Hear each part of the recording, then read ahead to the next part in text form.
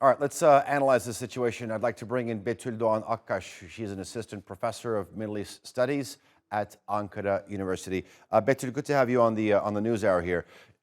We know that the Biden administration has been trying for a very long time in terms of wanting or preventing this war between Israel and Hamas from metastasizing into a wider regional conflict. When you look at Thursday night's strikes that was led by the United States, is this some sort of admission, tacit as it may be, that this is not the situation and it has been forced to recalculate the situation? Thanks for having me. The problem here, as it is mentioned since the early years of war in Yemen, the conditions in Yemen are devastating, and the intervention from the Western powers were not satisfactory for the local forces for the peace in Yemen. And once you actually not able to decategorize the wars in the Middle East, so we have on the one hand, we have Gaza, we have a suffering nation there, we have one more suffering nation in Yemen, and once you don't provide justice or any international support that's enough to bring peace to these nations, is it really realistic to hope that the war won't spill over to other parts of the region? So it doesn't mean that there will be right away a Middle East wide war, including the Houthis, Hezbollah, or other further Palestinian forces.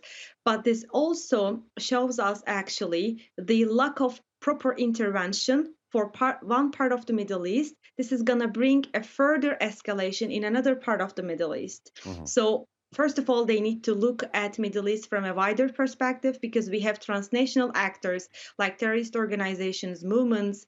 They are supported by several countries in the region. And once there's a problem with them in part of the region, of course, the other source supporting them will be part of the conflict. So, first of all, the calculation wasn't really proper, wasn't really focusing on Middle East. But then they also don't want to see a war in Middle East, I mean, in the region wide. Then how you are gonna satisfy those forces, and how they are gonna justify the lack of intervention in Gaza or in Yemen as being a Western force that has actually enough military equipment to stop any escalation in the region, or if you are not providing enough attention to local forces like Houthis, once they actually bother the peace in Yemen, then there's a conspiracy between one angle of Middle East in terms of peace and war, and the other part of the Middle East. So we see here an inconsistency of Middle East perception, and we see here a Western approach that actually don't want to see a Middle East war, but also doesn't want to involve any sort of peace process properly. Mm. I see the point that you're trying to make here, and there's not a very consistent Middle East policy by the United States, according to you, and it's not really addressing the root cause.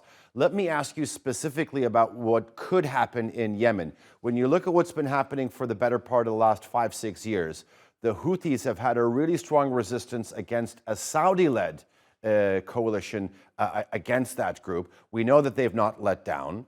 The military spokesman for the Houthis has come out and saying, look, there's going to be some strong consequences against the United States and the UK for starting these strikes that started on Thursday night. It seems to me that this is not going to deter the Houthis from wanting to stand up for what they want. Exactly. Your point is perfectly right when it comes to their perception of Middle East, because what was happening with Houthis, their purpose was never only keep their propaganda or their voice limited to Yemen, because at the end of the day, the idea of a Middle East peace for them is actually also related with their connection with Iran or Hamas, other forces.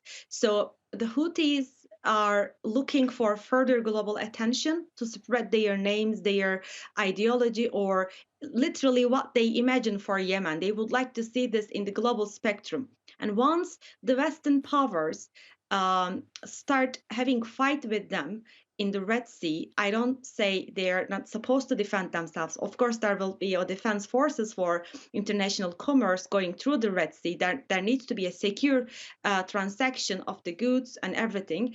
But then this is a perfect excuse for Houthis because they would like to see further global attention. They would like to rebrand their names as a global resistance movements rather than a sort of organization limited to Yemen and fighting only local forces in Yemen. So this might bring more zones in Yemen governed by Houthis because, I mean, at the end of the day, we have only one part of Yemen governed by Houthis. But then once the war to Houthis became a war to Yemen, there will be definitely an extension of power for them in Yemen.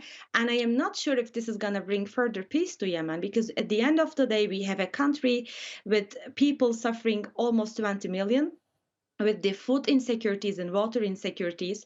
And once we have more Western powers bombing the ports or Yemeni targets, how you are going to differentiate between the civilian targets, the civilian zones, how they are going to provide further food and water, medical supply to Yemen. So the condition in Yemen is already very fragile. And the excuse of Houthis fighting towards West is going to bring them more power in the local politics. And I don't know how they are going to manage it, how they are going to bring a sustainable peace to Yemen after all this is happening. That is a question that needs to be answered. All right, Betul Dogan Akkas, thank you very much for all Thank that.